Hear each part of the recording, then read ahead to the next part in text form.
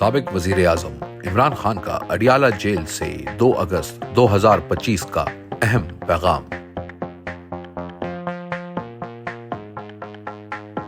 تمام پاکستانیوں کو ملک پر مسلط ظلم کے نظام کے خلاف حقیقی آزادی کی تحریک کا حصہ بننا چاہیے تاکہ ہم حقیقی معنوں میں ایک آزاد قوم بن سکیں۔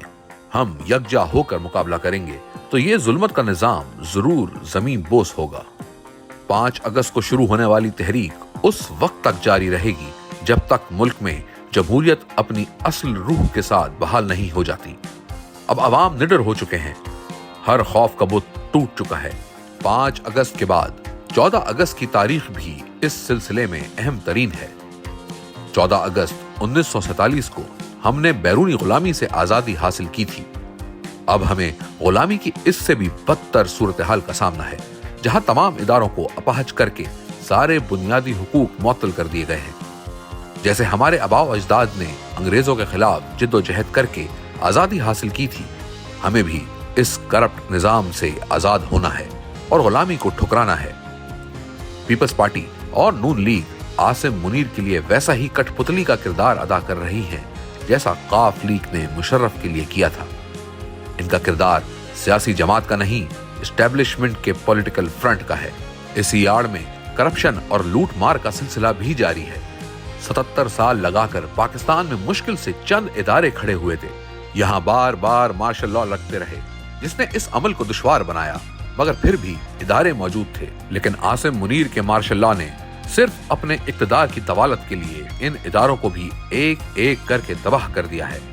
سب سے پہلے انتخابی فراڈ کر کے عوام کا ووٹ چوری کیا گیا اور چوروں کو ملک پر مسلط کر کے جمہوریت کا خاتمہ کیا گیا۔ پھر میڈیا کا گلا گھوٹا گیا، ملک میں بدترین سینسرشپ لگائی گئی، اور اب عدلیہ کو 26ویں آئینی ترمیم کر کے ایک سرکاری ادارہ بنا دیا گیا ہے۔ اوپر سے لکھی لکھائی سزائیں ججز کے ہاتھ میں تھما دی جاتی ہیں۔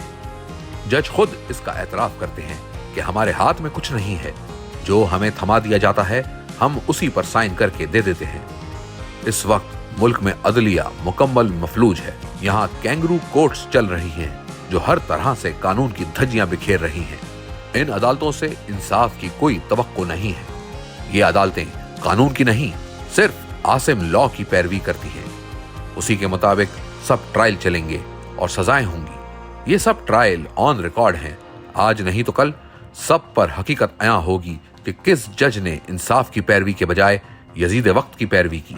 راولپنڈی، لاہور، سرگودھا اور فیصل آباد کی عدالتوں کے ذریعے ہمارے پارٹی رہنماؤں، ممبران اسمبلی اور کارکنان کو جھوٹے کیسز میں سزائیں دلوا کر ہماری تحریک کا راستہ روکنے کی ایک اور ناکام کوشش کی گئی ہے۔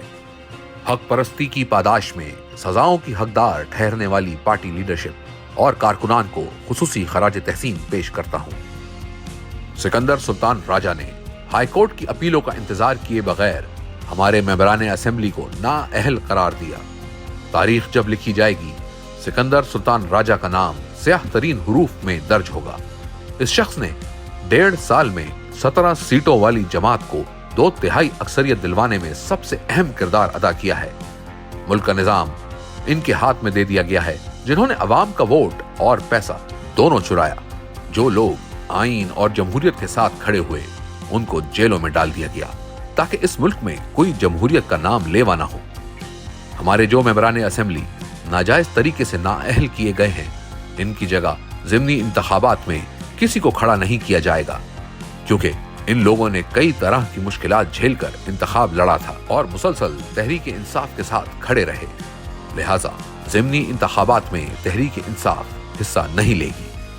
علی امین کو واضح پیغام دیتا ہوں کہ خیبر پختونخوا اور قبائلی علاقوں میں وفاق کو ایک اور فوجی آپریشن کی ہرگز اجازت نہیں دینی چاہیے۔ فوج اور عوام کے آمنے سامنے آنے سے فوج کا ادارہ تباہ ہوتا ہے۔ آپریشن کسی مسئلے کا حل نہیں ہے۔ وہاں کے نظام کے مطابق بات چیت سے مسائل حل کریں۔ افغانستان ہمارا مسلمان ہمسایہ ملک ہے، ان کے ساتھ بھی تعلقات بہتر ہونے چاہیے اور مسائل پر بیٹھ کر بات کرنی چاہیے۔